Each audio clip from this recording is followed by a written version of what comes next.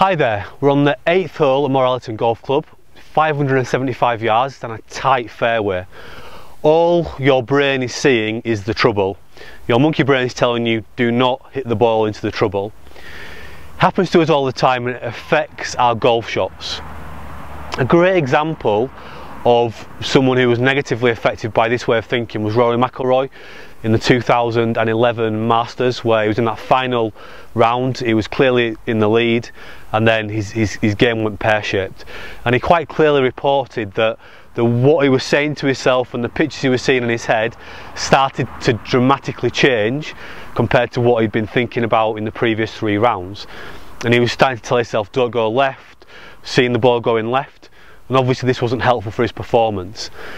We actually control this way of thinking by something called our orbitofrontal cortex, which is right behind the eye sockets, and one of the masters of controlling imagery, of course, is Nicklaus, and he talks very clearly about the images that he generates, and he gives the example of going to the movies in his head, like the cinema in his head, before every shot he hits.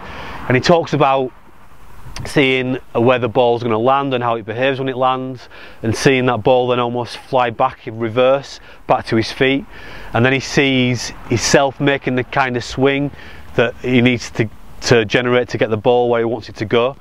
And he talks about this very clear, vivid, controlled image that he has in his head before every shot.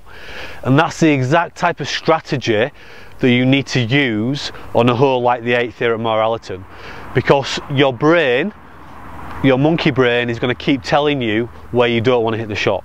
So you've got to get in the habit and build this into your routine of quite clearly seeing the outcome of your shot. You don't just want to try doing this on tight fairways.